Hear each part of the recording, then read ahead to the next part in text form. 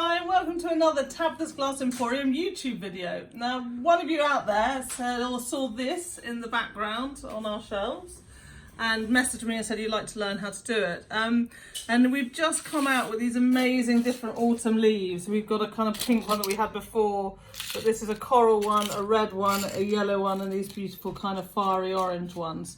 So I decided to sort of recreate this wavy autumn scene, but using the leaves and another slight twist to it. So the first thing, whenever you're doing a project like this, is to work out your mould. Which mould are you going to slump it on? Now I've got a little metal mould. When I use this, you either bore on it or I just put a bit of fibre paper, 1mm, over the top. So I've cut a piece of glass that will fit this mould, and I know that's the size I'm now working on. So that fits there. Now for the silver birches, I saw somewhere a project where they used some amazing irid silver, white with irid, and so I've decided to use some little white with irid. This is actually 2mm because I don't have any white 3mm irid, so I'm using 2mm. Now, first of all, you just need to put some kind of background colour down. You can see here the sort of, it's on clear, but it's I did put some powders down first. So I always start with kind of a bit of green to start with. Now I'm going to put my mask on and I'll put the powders down. So I put my glass on a bit of paper and on a couple of these wooden blocks I got from a DIY store. I'm going to start with some pea pod green and just put it over the top. And just to sort of do a coating over the top. I'm not worried about it being too kind of even or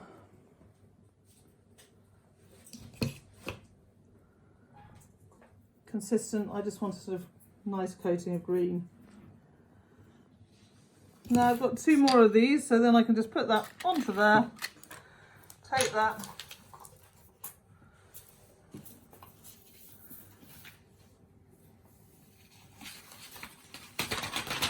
give it a good shake into there. You're going to want to make sure this is clean, and if you're using reactive and different powders that react, you may want to use entirely separate bits of paper, because I can still feel residue bits of glass left on that paper, which is sometimes why I'm a little bit more cautious about reclaiming powders. Putting that back on there. And then this is the lighter aventurine 1412, and I'm just going to, for want of a better word, splodge that about. So that's done. And then again I can put that back here and reclaim that. So that done. I'm going to need to think about my trees. Now I think I'm going to put the enamel on my trees for the branches first. So I'm going to take my mask off. Now I want to work out which is the irid side up, because I want the kind of nice shiny irid. Everyone has their own way. I tend to just scratch it and you can kind of feel irid, so I can sort of feel that as the irid. Now the trees I'm going to want to kind of place not all in one line, some a bit further up, some a bit further down. So I'm going to kind of cut them off at this point in time before I decorate them. I'm just using these screen, I get these from a company called Screen Easy in England.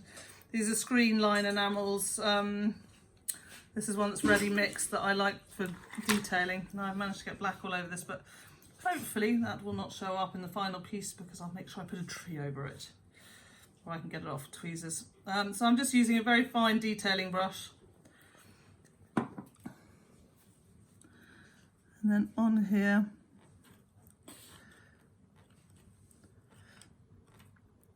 and you can see I don't really, it doesn't need to be sort of tiny and pretty or thick or whatever, because if you look at silver birches, they've got lots of different sort of marks on them. So it's just a feeling of the different kind of marks on the tree like you see.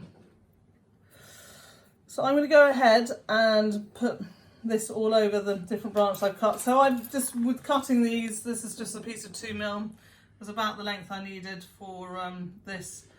And then I just cut it into different size strips. You don't want them all the same thickness, some thicker, some thinner. So you're sort of thinking it's either might be a smaller tree closer or too far away. But anyway, it's nice to have them all different sizes. So I'm going to go ahead, check which side is irid and mark all of these like the tree trunks of silver birches. So we put these in. I'm now just cutting them various different lengths and placing them. If you were in a wood, if a tree falls in a wood and no one's around to hear it. I'm making Miller laugh. All right, so you can see it, you know, has the beginnings of looking like a little wood. Now there is a thing I have that, you know, why is it green in the background? If it's autumn and everything's turning kind of, you know, brown and autumny, then maybe it should be brown in the background. But I'm not a big fan of brown, so I use a bit of artistic license here. But if you want to be more accurate, or your kind of, we also have a lot of evergreens around here. So even though we have the autumn leaves outside, there's still a lot of green around. But if for you, if it's really brown, you know, choose the colours you like, choose the feelings that make, you know, work for you and what's around you. So I'm now going to put some kind of stones at the bottom. I always like having a sort of, a bit of an area at the bottom. So this is white and brown streaky. I've decanted it from a bag into a pot that doesn't say white and brown streaky on it. And I'm just going to put, these come in quite light pieces like this, which I'm more keen on for this, or kind of darker pieces like that, which I'm less keen on. So I'm sort of might cherry pick more of the light pieces out. I'll actually take that one off.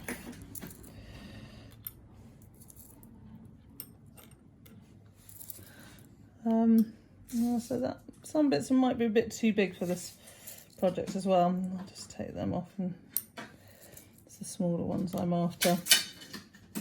It's quite a small scene, you know, this is pretty big. This went on my big wave, whereas this is going on, you know, my much smaller wave.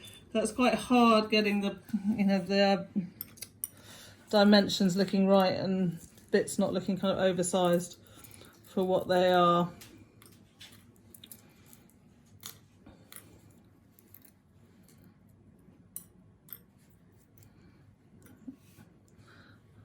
So now I put those on.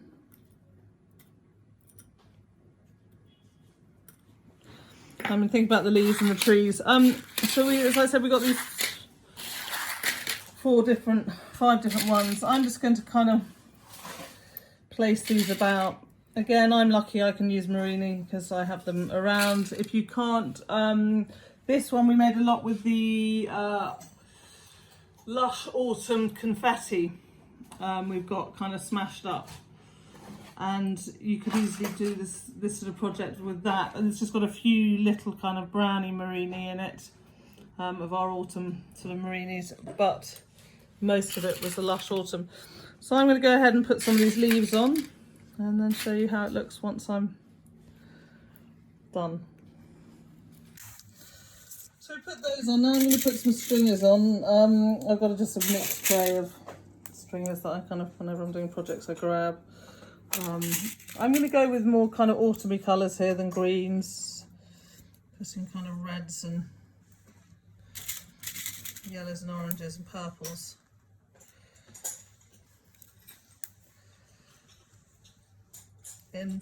Down the bottom you might notice we've, because we cut cane, and so we have bits of broken cane, I've sort of used them in this piece as well, because I kind of, you know, you might not get a full leaf. So if, you know, it's cheaper buying your own cane.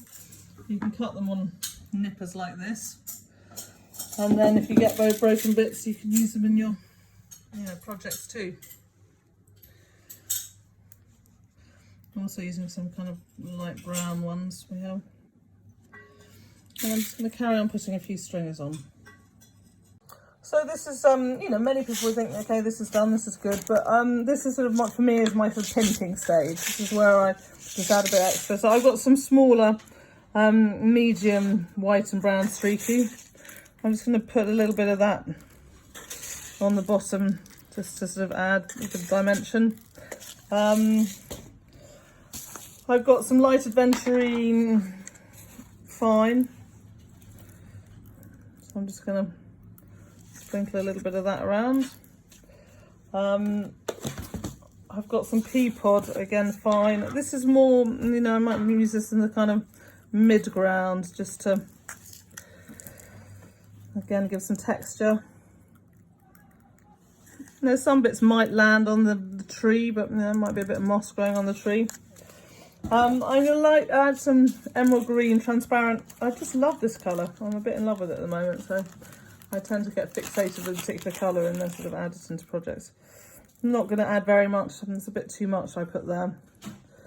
But just a couple of bits of frit here and there. I also think it's quite a good contrasting colour to the oranges and reds, and to make everything pop a bit more. And then I'm going to go on to my kind of red frits.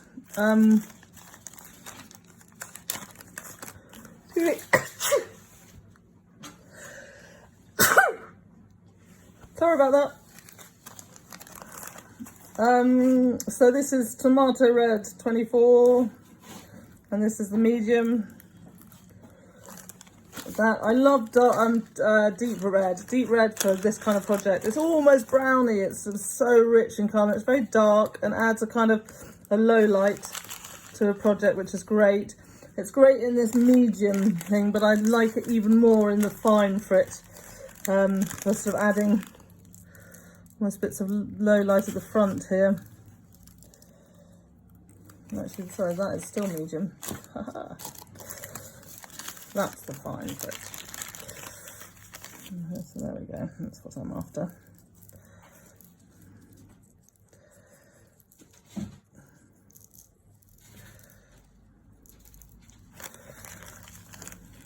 Kind of jazzes up any naked bits. And again, I'm going to sort of put it, you know, all over. And then if I want a bit of highlight, so I might grab some, I'm looking for some tomato red fine frit.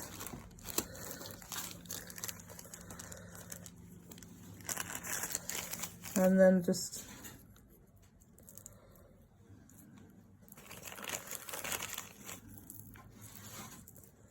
a bit of that. So that's it done really. Now I'm going to put it on the Tack Fuse. It's got lots of layers, guys. We've got the 3mm at the bottom, then all these chunky bits. So I'm going to do a longer nail on it and really bring it down slowly. And then again with the slump, we'll have to, you know, slump it again very, very slowly. The schedule will be at the end. But yeah, let's see how it is when it comes out. So here it is out of the kiln. I did a very light Tack Fuse on it, 740 Celsius. You'll be able to see what that is in Fahrenheit in the notes. The great thing about it is I actually left it going over the edge here, and because it was so light, it's not actually slumped down. You could, if you wanted to, you know, use this effect, take it over the edge and put some fibre paper behind and sort of have it, you know, coming over and under, which would be a nice idea if I thought about it. So now I need to slump it. I've cut a bit of fibre paper, 1mm, to fit the mould. I'm going to put this on the mould, and then I will make sure when I get it in the kiln that the mould, you know, using a spirit level, is level so that it will slump correctly. Once it comes out, I will show you how it looks. So here it is, finally stumped. I've also got its big brother behind it. The difference is that, so this one, as I said, we used the confetti frit in this, which is obviously a lot cheaper. That's like €2.20 without VAT per 50 grams, whereas of course the murrine is like €7 without VAT for 25 grams. So, you know, you can do it either or. You could use some confetti. You know, on the bigger one, I definitely feel that I couldn't have afforded to use murrine all over it. and still make it kind of a good sale price. Whereas this one's a kind of little one, and it's nice to use the murrine. I love these orange murrine so much. I think they're so pretty, but all of them together as a kind of autumn scene works really well. This one I've not used the irid on. This is just the, I think, probably dense white, whereas this one is the irid. So, you know, you can see with the dense white you get a sort of whiter, whereas this is slightly grey because it's 2mm. So you might want to take that into consideration when choosing your glass for the trunks as well. But all in all, I really love this project. I think it's worked out really nicely, and if you've enjoyed this video, please subscribe.